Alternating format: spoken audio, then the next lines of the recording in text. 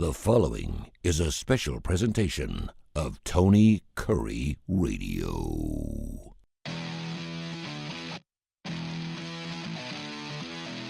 Hello everyone, welcome Bama students to the game. My name is Alex Baumann, and I'm joined by my co-host today, Nathan Glidewell and Gray Oldenburg. I was sitting here last Friday, trying to think about what we were going to talk about on this week's show, because we've been talking about college basketball and the NFL head coaching carousel, and it's like beating a dead horse at this point with some of that stuff. But then the weekend happened, and I think we all figured out what we were going to talk about on this week's show. The notification from Twitter, from Shams, tweeted this out. Huge trade in the NBA. Not the only one we're going to go over today, but Lord have mercy. The Lakers have acquired Luka Doncic, while the Mavericks have acquired Anthony Davis. The full trade is the Lakers get Luka, Maxi Kleber, Markieff Morris. The Mavericks get Anthony Davis, Max Christie, a 2029 first from the Lakers. And then the Jazz make out like a fat rat right here, get Jalen Hood-Schifino, a 2025 Clippers second, and a 2025 Mavericks second. I think it's safe to say, guys, we were all a bit stunned. Nathan sent it first to the group chat. We were trying to figure out if it was real or not, or if Shams was hacked. But unfortunately or fortunately, depending on what side of this trade you're on, it's real. So what were your guys' thoughts when this trade came through? I didn't believe it at first. I actually woke up to this news and Nathan sending it in the group chat, and I was like, what in the world? And I was half asleep. So, of course, seeing this news and seeing the rumor that maybe Shams was hacked, and this is crazy. But this will go down as one of the biggest blockbuster trades before the trade deadline in NBA history, and actually all of professional sports history, of what this could mean for the future of both of these franchises. And then the Jazz just literally trade nothing and just get Jalen Hood-Schifino and 2 second-round picks. That didn't even make any sense to me. But what this means for the future of the Lakers and the Mavericks, I cannot wait to look back on this trade in about 6-7 years and see what this has done to those two franchises over the course of this next 6-7 years, and see where these franchises are at, because, oh my gosh, I mean, we got a lot to talk about. We can talk about the Mavs side, we can talk about the Lakers side, but my initial reaction, shocked. Wow. Well, just getting done watching the Kentucky-Arkansas game, having a good laugh at that. And surprisingly enough, the Sleeper app gives me the first notification of this. So, of course, I got to go decipher, see if this is real. I'm like, okay, it's posted here. Let me go check Twitter. All right, Shams posted on Twitter. Okay, it might be hashed. Let me go check Instagram. He posted there as well. And so the whole time sending it to everyone in the group chat, Alex is like, I'm not going to believe it till the ESPN notification comes out. And, of course, not a minute later it does. So the initial reaction is just complete shock. I mean, you talk about a magnitude of this and what kind of impact it has on not only these two teams, but the league in general. I don't think anyone ever really believed that Luka Doncic was even close to being able to be traded. He's one of the many players I considered untouchable in the league. And now you kind of rethink your whole thought process of who's actually untouchable. I think right now there's probably 3 guys, that being Wemby, Shea, and Jokic, and you can argue Curry as well. But I mean, Luka is one of the guys I consider him one of the best in the league. He took the Mavs to the finals last year. He's an extremely talented player in his prime, has multiple more years ahead of him of being at his best. And the Mavs said, we don't really think he can get us there. And then you trade for a guy, Anthony Davis. And let me get this straight. Anthony Davis is not a slouch of a player, but he definitely was not Luka Doncic caliber in my eyes, especially given his age, different positions, different offensive outputs. But the Mavs said, we want to win now. We apparently they value defense more, which while defense Luka wins championships. Defense wins championships, apparently. I don't know. I have many questions, but for the Lakers, I think if you're a Lakers fan, you got to be excited because you basically had it set it to where AD and LeBron were going to spend the rest of their careers with you. You were gonna have that, try to win maybe one more championship, and then you're completely reset as a franchise. Well, now Luka Doncic lands in your lap, and you can full rebuild around him. You have several more years of being great. That's how impactful the trade is, and we can keep talking about the two teams, but the rest of the league, the whole face of the league is going to change around this. GMs will see this and say, well, now we have to make moves. We have to move players around. We're going to have to be aggressive if we want to compete in the Western Conference, if we want to be able to compete for a championship. So it gets the ball rolling a little bit. And, of course, we'll talk about another trade that probably would have happened regardless of this, but I think it definitely was a little bit more influenced in how quickly it got done. But yeah, complete and utter shock. I think this is the most shocking and unexpected trade in professional sports we've seen in our lifetime of 2022, almost 23 years. So this is just crazy. Luka being in a Lakers uniform, AD being in a Mavericks uniform. Who won this trade? Because you can see two sides of the argument. Luka, LeBron, how is that going to work together? Both have to have the ball in their hand to succeed. Aren't really known for their defense when they need to play it. AD, you get to the Mavericks, your window to win a championship shrinks. You probably have 2-3 years max because Kyrie's not getting any younger. AD's 31, going to be 32 this year. Daniel Gafford, Derek Lively, you have two big men there. Lively's young, but you don't have a cornerstone for the future anymore. Luka was that guy. So who wins this trade? I think it's easy that the Lakers win this trade. They're giving up what, just like you said, Alex, Anthony Davis, who, yes, I think had value when healthy on the defensive end for the Lakers. And the Lakers are going to need a big with Luka and LeBron now. But you talk about what this means for the Lakers, not just this year, but Luka is 25 years old. He is the future co-face of the NBA.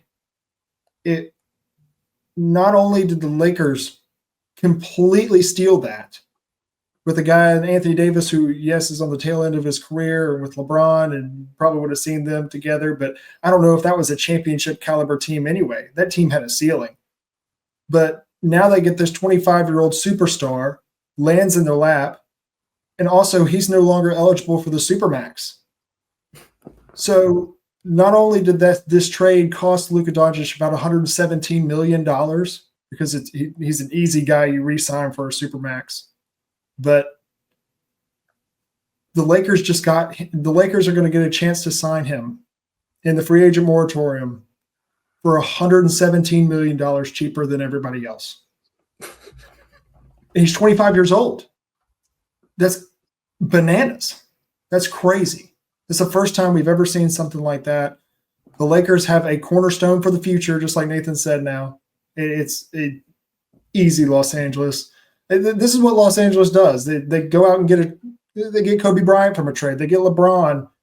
They went out and got Wilt. Now they go out and get Luka. This franchise, this is what they do. They bring in the superstars to play in front of Los Angeles. And as much as I can hate on it, and we can all dislike it because we want the superstars to be other places, I'm happy for Luka. I think this is going to be incredible for his career. I think they can build around him, especially towards the tail end of LeBron's career, building around him, using draft capital to get a center in there, to get somebody young in there, build also around Dalton Connect, who's playing really well his rookie year. Future's bright for Los Angeles, and they easily won this trade. I'm going to give a counterpoint here. The Jazz won the trade. The Jazz easily won this trade. Of course they did. They gave up absolutely nothing, got more depth, plus 2 more picks. I mean, but if we're being honest, yeah, the Lakers won this trade. If we're just talking Lakers and Mavs here, I get the concerns behind Luka and his conditioning and where he was health-wise. You don't trade that caliber of a player like that. You just don't. And if you're going to trade him, you're going to have to get more than just one first-round pick. Yes. So, I mean, that was the entire point for me. How are you – Anthony Davis is a great player. He's on the tail end of his career. You're only going to have him a few more years. And you want to see at least 2 more firsts there. or Rudy Gobert was an traded equal. for five. I know, that's what I'm talking about. This Mikal is Bridges was insane. traded for what, 3 or 4 firsts? Yes. It's just stupid how you can only get one first for Luka alongside a guy in Anthony Davis. I would have liked to see the Mavericks go after a guy in Austin Reeves who can be a real contributor. It blows me away that the Mavericks didn't fight more for a guy as valuable as Luka. But I mean, Bray touched on the Lakers' future perfectly. Really, I don't know how well they can really win now. And you don't have a center, of course, a true center, unless the Lakers make a move before the trade deadline to really land a decent center. I don't think you can be in a win now scenario. I think you'll compete. I just don't think you have that championship level team. But going towards the future, you utilize your draft picks. You can get a great center in there. Maybe you can get LeBron for another 2 years max. Then you'll have some of the best basketball on the planet. I mean, the way LeBron James continues to put up historic numbers at his age, and then you got Luka Doncic. It's just insane. This is something I couldn't even fathom doing in 2K. Like if I was running a my league, I couldn't fathom even doing this. 2K actually didn't allow it to happen. Yeah, somebody tried it.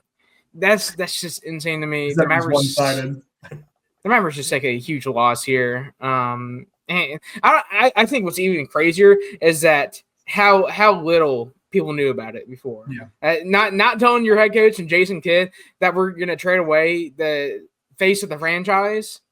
I mean, that's huge. Yeah, and then, of course, on the flip side, you have LeBron not knowing about AD leaving. But I think he is pretty much a winner in this, and the fact that he gets to play with a guy he's wanted to play with for a good majority of his career now. But just huge question marks from the Mavericks and where their future lies. I don't know. I keep going back to the Brooklyn Nets and what they built as a super team and what they gave up to do that. And then when the Suns traded for KD and what they gave up there, and we were like, okay, well, they don't win a championship, then they lost the trade. Well, they've yet to win a championship. I will say that they lost the trade. They gave way too much for it. I mean, Mikal Bridges, Cam Johnson, multiple firsts. And now I'm going to say the same thing. If the Mavericks do not win a championship in this time frame, they will have lost the trade. I already think they lost the trade, but it will be cemented in history that they lost the trade if they cannot convert in the championship department. But it's still just crazy that we're even talking about this right now. That's exactly what I was going to say, Nathan. If the Mavs don't win a championship in that 2 to 3 year span we're kind of giving them, this trade is an absolute L. If you can't win with AD and Kyrie before they're gone, and you're not able to secure another face of your franchise, I don't think you're going to be able to get a Luka caliber face to your franchise. That's just impossible. He's a generational talent. There's no other Luka coming out of college or the overseas. I mean, this is crazy that the Mavs did this trade. I compare it to what the Rams did when they traded for Matthew Stafford. Not saying Jared Goff is Luka Doncic or Anthony Davis is Matthew Stafford, but the Rams made the decision that we're going to go all in. We're going to try to win the championship. And they did. So they made the trade worth it in the end. But if they can't win it, then that trade would have gone down as probably one of the worst for the Rams because they would have not won the championship, had zero future, and they'd have been screwed as a franchise. But they won it, and somehow they were able to retain their future. That's what's going to be the key for the Mavericks. If they can win it and then retain some future, or at the very least, retain a little bit of future going forward. But the Lakers don't think this is a win-now situation. I really don't think Luka and LeBron, and regardless if you get a Walker Kessler or Mitchell Robinson, push you over the hump against teams like Denver Nuggets, OKC, even the Houston Rockets at this point. I just don't think this gets you over the hump. But it sets you up for a bright future in the post-LeBron era because Luka and LeBron are eerily similar type players when it comes to facilitating and being an all-around type talent, and having a guy like Dalton Connect alongside that. And if we're able to keep Austin Reeves and some other guys, you're set up for the future, no doubt. Let's head on to the other trade that happened, that being the De'Aaron Fox trade. The Spurs acquired De'Aaron Fox, Jordan McLaughlin, and then the Kings got Zach LaVine, Sidi Sissoko, 3 first-round picks, and 3 second-round picks. And the Bulls got Zach Collins, Trey Jones, Kevin Herter, and their own 2025 pick back via the San Antonio Spurs. Let's go with this straight. Who won this one?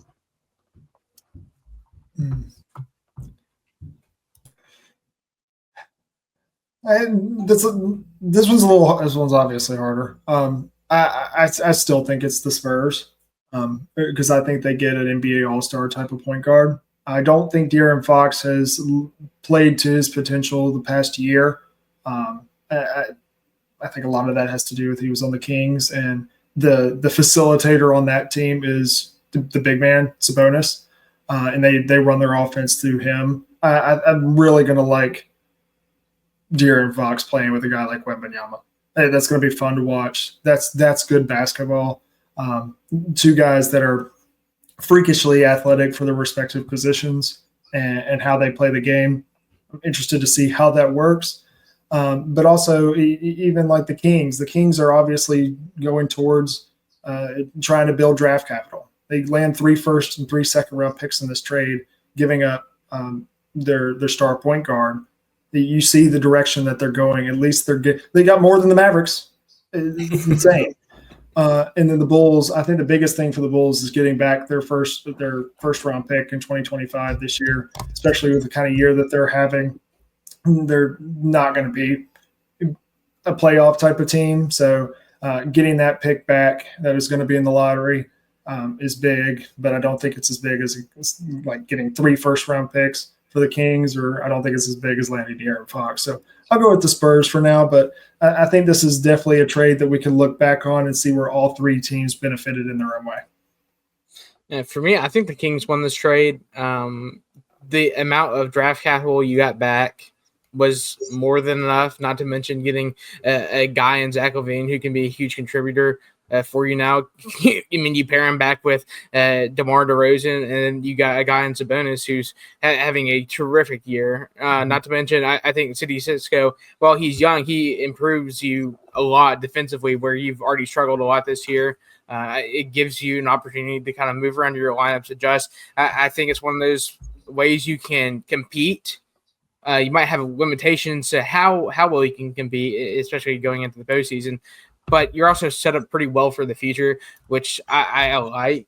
And, you know, even at this time, I wouldn't blame them if they wanted to make some more moves and trade Sabonis or try to get some more draft capital for some of their larger players. But as of right now, I like where the Kings are. I think the biggest thing for me is I worry about how well of a playmaker De'Aaron Fox can be. I've seen sparks here and there, but he hasn't been this bona fide just point guard like Chris Paul has been in the past, or what I really think they want him to be. He is definitely more the slashing archetype scorer. He likes having the ball in his hands. But I think him and Wemby can form a great relationship as far as that goes. And then for the Bulls, it's kind of weird. I think what they really should do is just go into a full-on rebuild. All these pieces that you just got from this trade, try to shop them around, see what you can get for a guy in Vucevic who has been playing decent this season, and just kind of reset as a franchise. I know that's hard to do, but the sooner you do it, the better you'll be for the future. It's like ripping off a Band-Aid. Some teams don't know how to do that across several sports. I don't know. Man, who am I talking about right now? But yeah, I think the Bulls, as far as their future goes, this was something that they need to do. And it's hard to move away from a guy in Zach LaVine who's kind of been your cornerstone for your franchise for a little bit now. But ultimately, I think it's going to work out better for him.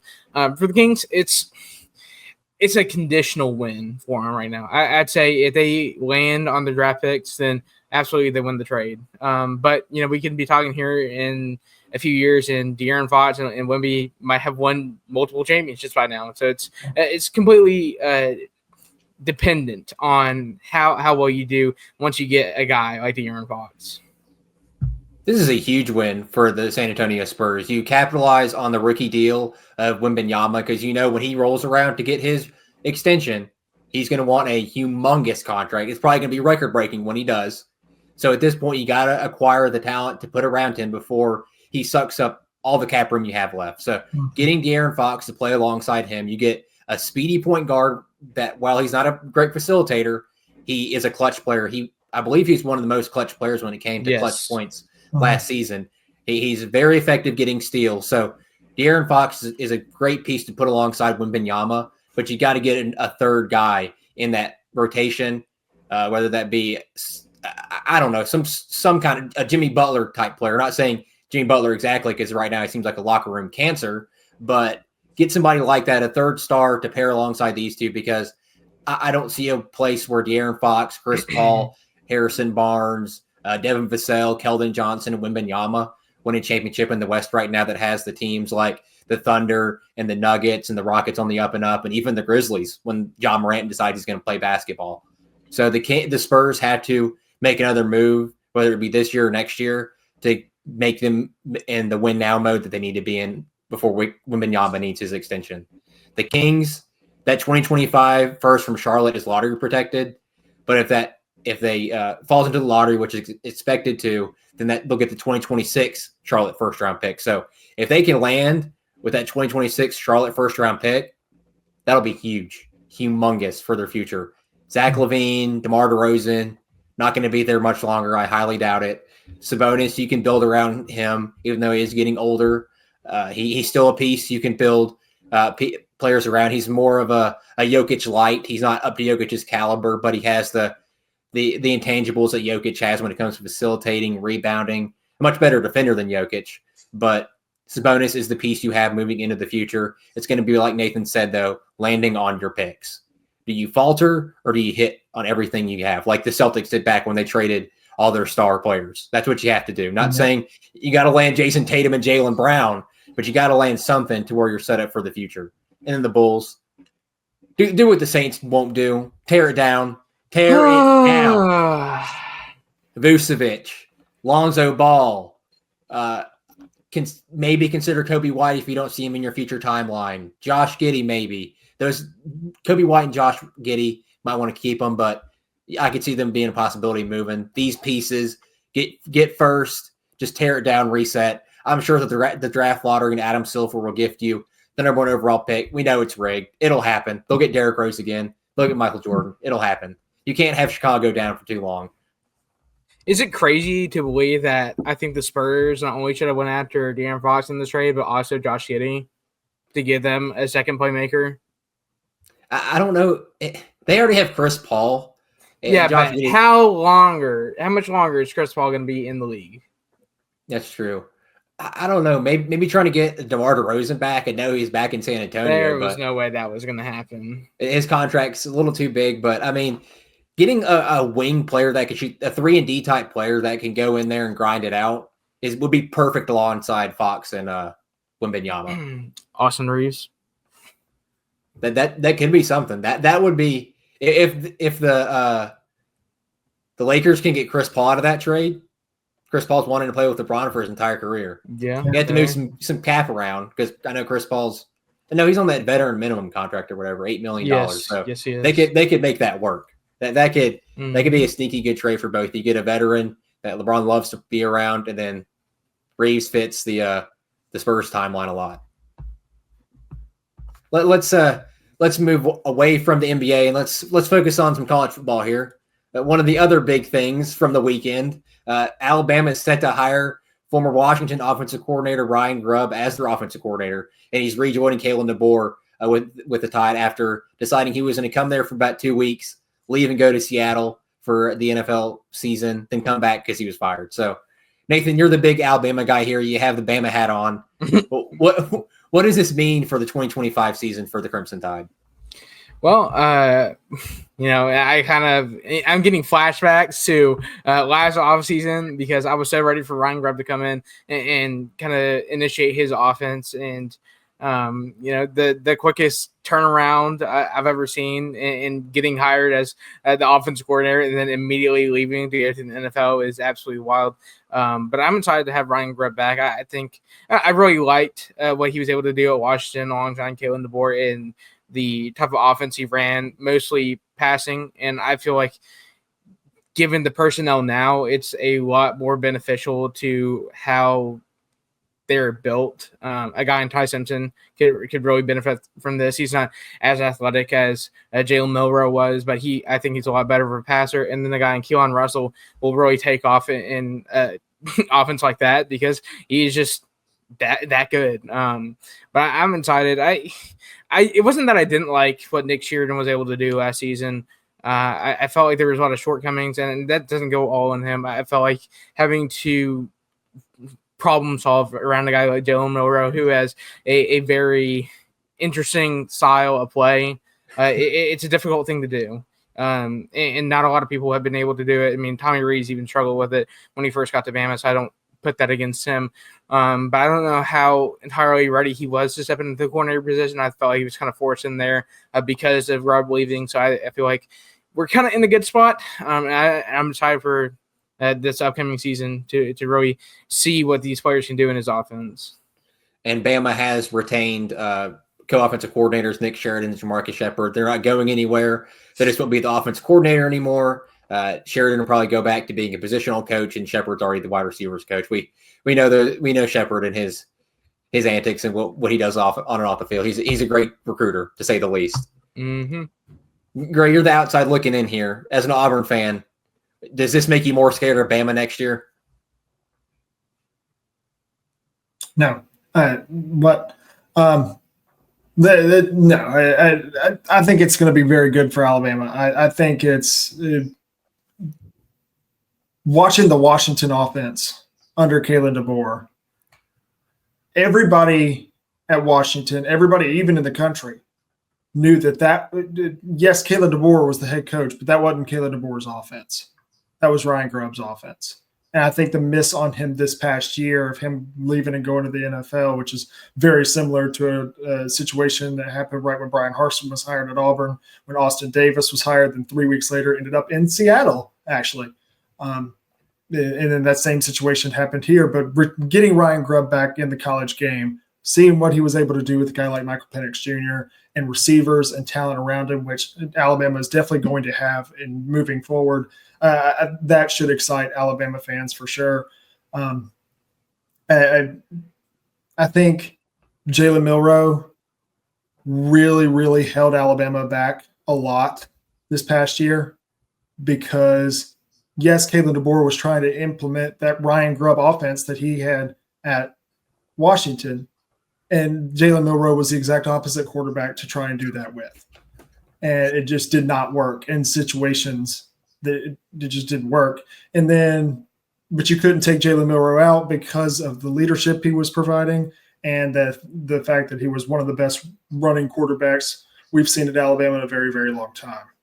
And what he would do to Georgia in the first half, what he did to LSU in Death Valley, you can't take him out and completely change up the offense midseason.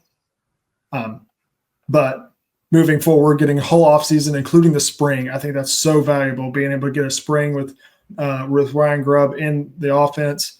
Getting Keelan Russell moved in, I think that's huge.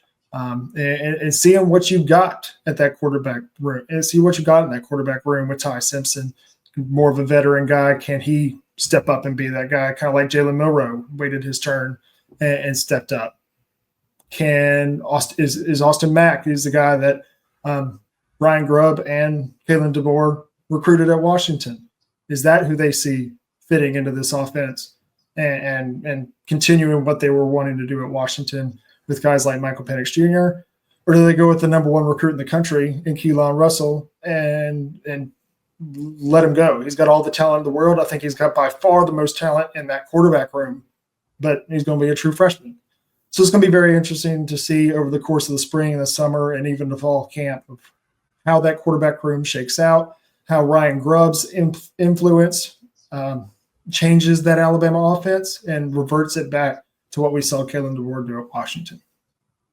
Am I crazy to think that the Alabama QB competition is going to be the biggest one in the country this season? No, it probably will be. No, I say the only other one that would be up there would be Ohio State, but I think Julian Sayans is clearly in that role. But no, yeah, I would 100% say Alabama. It kind of worries me this season. I know Jalen Milroe brought the leadership and everything, but the fact that Ty Simpson never got a look in a game after Milroe's performances against Vanderbilt and Oklahoma and Tennessee, that worries me a little bit. Do we not think Ty Simpson's that good as a coaching staff? Do we not think Austin Mack's that good as a coaching staff? It does worry me going forward. I know we have Keelan Russell, but it worries me for the future of the QB room if the coaching staff did not have the confidence in a game when it was apparent they needed to make a QB switch. Yeah. They didn't. I mean, that Oklahoma game, it was blatantly obvious. Oh, gosh. Why are we talking about this right now? This is basketball season. We don't need to talk about that anymore. Oh, you want to talk about basketball? Let's move on to basketball then, Nathan. Let's talk about the most recent AP poll this week. Number 1, the Auburn Tigers, unanimous, got all the votes for the AP poll. Number 2, Duke. And number 3, the Crimson Tide of Alabama. Auburn and Alabama at 1 and 3 in this AP poll. What does this mean for the state of Alabama, the basketball for it? Basketball schools. It's the best state in the country for basketball. And it's not particularly close. It's not close at all. Yes, Auburn and Alabama are 1 and 3 here, but actually, if you look at all the bracketology things and what Joe Lenardi's doing right now, Auburn and Alabama are projected number 1 and number 2 in the NCAA tournament. Man, if you would have told me that 15 years ago, there's no damn way. There's Tony no Barbie, way. Anthony Grant. What in the world? Tony Barbie talking about he can't recruit to Auburn because they're an Under Armour school. What? What? This is nuts. This is nuts. I think they're the 2 best teams in the country. I think, especially on a neutral floor, when every single team plays their best, I think the only team that would compete either against Auburn or Alabama is Auburn and Alabama. Because when each team is going, Auburn and Alabama, and you can include Duke on a like a little lower tier here, but Auburn and Alabama have this gear, especially offensively, that they just don't get stopped. Now you can play whoever you're playing. You're playing Houston, the number 2 defense in the country. Tennessee, the number 1 defense in the country. Ole Miss, the top 10 defense. Auburn and Alabama have this gear that they get into offensively in a rhythm that if shots are falling, you're able to get into offense quick. You're able to get out in transition as well. Defense turning into offense. Offense turning into defense because you're being able to set up your defense after every play because you're making shots. They can beat anybody in the country. And they will beat anybody in the country. And they won't come close when Auburn and Alabama hit that gear. And I think it's very vital that Auburn and Alabama not only both stay healthy, but also keep that gear to where it's achievable. There were times last year for Alabama, there were times last year for Auburn that, yes, we saw that gear in different games, but neither team could hit that gear whenever they wanted to. It looks like the complete opposite this year. Speaking for Auburn had a few struggle games in the offensive end. Broome goes down against South Carolina, get a gritty win there. Broome comes back against Tennessee. It's a gritty win. LSU didn't look particularly well, even though you scored 87 points, but you got 25 offensive rebounds. You took 30 more shots than them. That was not a good look game. But then you go on the road to a top 10 defense and a top 25 team in Ole Miss, and it looks like what you did to Purdue and Ohio State and what you did to those teams in Maui again. Auburn's got that gear. So does Alabama. I don't think any other team has that gear that they can just get right back into it, not miss a beat, and blow people out. And even when teams make good runs against you and get this game close, and you got big shot takers and big shot makers. on both of these damn teams. Mm-hmm. And I mean, there's not other two teams in the country that have that. I have multiple guys that are like that, and not even Duke. It's unbelievable. Best state in the country. Oh wow. Yeah, I'm completely blown away by where both programs are. Because we've been through tough times. I mean, me and Gray have watched some terrible basketball. Yeah. It's been a struggle. It's been a long time coming for us to be here to compete at this level. This is what I envisioned our program to eventually be. And I'm glad we got here. I'm just absolutely blown away. But if you want to break down this year a little bit more and what it's been for both programs, the level and consistency that each team has played at. I know there's been a few games for Bama where they slipped up. The Duke game for Auburn wasn't their absolute greatest, but the level of consistency has been there. And I don't think that any other team in the country is as talented as either of these two teams. You can talk about Kansas, but Kansas hasn't had those guys step up. The guys that they brought in through the portal have just completely gone away. I don't know what's happened to them. You haven't heard a single thing about them. And talent isn't everything. It's about how the team meshes. And I can tell you on both these rosters, every single person is tied in and they have one common goal and they know what they need to do to reach it. The amount of people who step up in clutch moments, the unlikely people, you wouldn't say, oh, well, Mohamed Diabate is just going to come in and absolutely take over a game. You don't think Chad Baker-Mazara, who years ago struggled at points, would just come in and just absolutely hit threes out of nowhere and just say, well, the game's over because they're clutch like that. Chris Youngblood, another guy who Bama brought in through the portal, he's a big shot taker, big shot maker. And then, of course, you have your bread and butter guys. You have Marty Sears. You have Janiah Broome. You have guys who you can rely on that you know what they can do for you, who have been there for years on end, who have that seniority.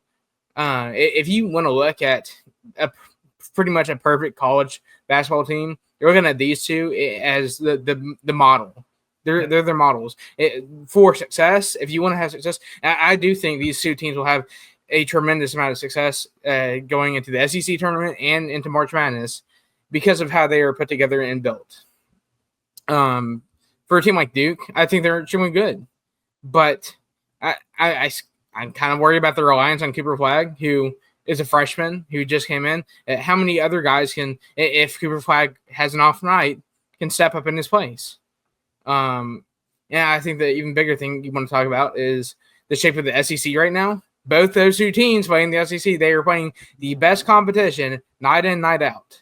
A team like Duke, unfortunately, is playing against a very crappy ACC schedule where North Carolina doesn't know how to compete anymore.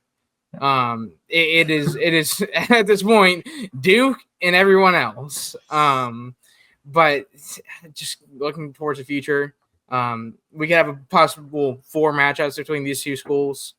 And every single battle, I know there's going to be something crazy that's going to happen.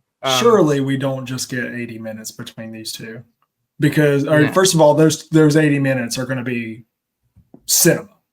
I mean, it's going to be must watch television. And Clemson, if you can please do us a favor and knock off Duke this Saturday, that way. Let's get those. I want the 1-2 matchup. Please let that happen. But absolute cinema.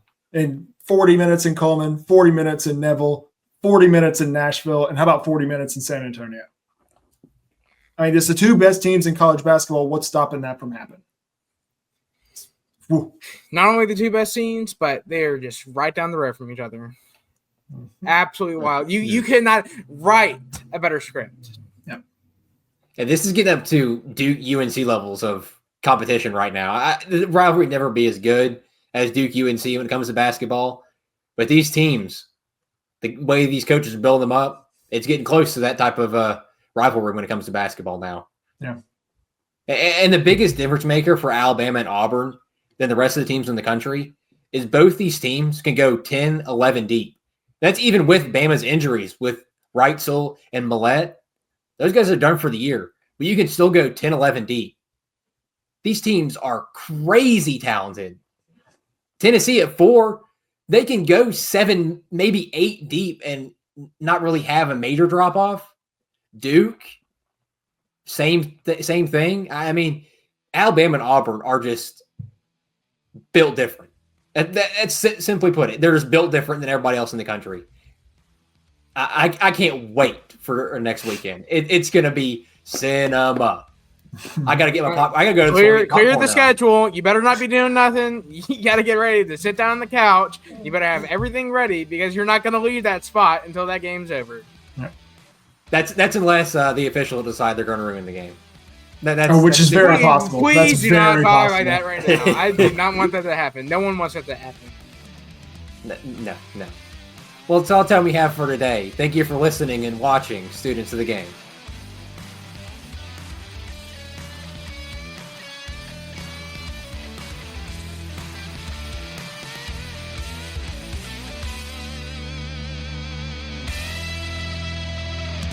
This has been a special presentation of Tony Curry Radio.